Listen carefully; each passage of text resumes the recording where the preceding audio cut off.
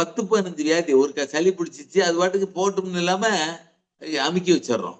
இப்படியே அமுக்கிட்டு ஒரு நல்ல ஹோமியோ டாக்டரை பார்க்கையில ஒவ்வொரு மருந்து சாப்பிடையில ஒவ்வொரு வியாதியா மத்திய வெளியே வருது. அப்ப அவர் என்ன கேள்வி கேட்கிறாரு, சின்ன பிள்ளைல எங்கேயாவது நீங்க கண்ணுல அடிபட்டுச்சா, சின்ன பிள்ளைல உங்களுக்கு ஏதாவது ஆச்சா, இப்படி ஆச்சா, உங்களுக்கு சின்ன பிள்ளைல அம்மை வந்துச்சா, சின்ன பிள்ளைல மஞ்சக்காமலை வந்துச்சான்னு கேட்கிறாருன்னா என்ன அர்த்தம்னா, இந்த மஞ்சக்காமலைங்கிற வியாதிக்குள்ள காரணங்களை மாற்று மருத்துவத்தில் போட்டு உள்ள அமுக்கி வச்சுக்கிறோம். அது வெளியே அனுப்பல. அதெல்லாம் சேர்ந்து அக்யூமுலேட் ஆனதை ஒரு சரியான டாக்டர் ஒன்னா வெளியேற்ற பாக்குறாரு. ஆனால் மித்த மாற்று மருத்துவ முறையான ஹோமியோ, ஃப்ளவர் மெடிசின் உள்ள வியாதியை வெளியே அனுப்பிச்சிருது.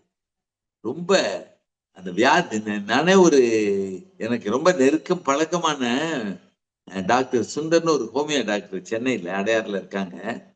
அவரு என்னோட மருத்துவத்துல ரொம்ப டிஸ்கஸ் பண்ணுவோம். மலர் மருத்துவத்தையும் ஹோமியோவையும் கம்பேர் பண்ணி நிறைய டிஸ்கஸ் பண்ணுவோம். உட்கார்ந்துட்டோம்னா பேசிக்கிட்டு இருக்கையில இதை மாத்திரம் பேசையில ஒரு அம்மாவுக்கு கழுத்துக்கிட்ட இந்த கன்னத்துக்கிட்ட ஒரு சின்ன இது இருக்கு, பற்று இருக்கு, அந்த பத்தை போக்கணும்னு கேட்டாரு.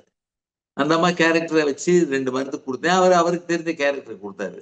2 நாள் கழிச்சு அந்த பொம்பளை அவர்கிட்ட ஏன் சார் பற்று வந்திருக்கு, ஒரு ஒரு ஸ்கார் மாதிரி இருக்கு, அதை போக்கணும்னு மருந்து கேட்டா அதை உடம்பு பூரா ஆக்கி விட்டீங்களேன்னு கை காலில எல்லாம் வந்துருச்சான். உடனே அவர் சொன்னாரா, நல்ல மருந்து உள்ள வியாதியை வெளியில கொண்டு வந்துகிட்டு இருக்கு, நீ ஒரு 3 நாள் பொறுத்துக்க, அவசரப்பட்டு இங்கிலீஷ் மருத்துவலையோ அல்லது வேற ஏதாவது ஊசியை போட்டு சப்ரஸ் பண்ணி உள்ள வச்சிடாத, மறுபடியும் அது எங்க இருக்குன்னு கண்டுபிடிக்க முடியாது, ஒரு 3 நாள் வெயிட் பண்ணு, 4 நாள் வெயிட் பண்ணு, அவளை வெளியே வந்துகிட்டு இருக்குன்னாரா.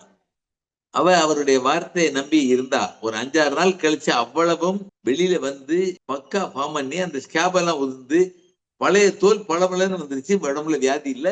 இதுக்கு பேர் பெர்மனன்ட் கியூர்.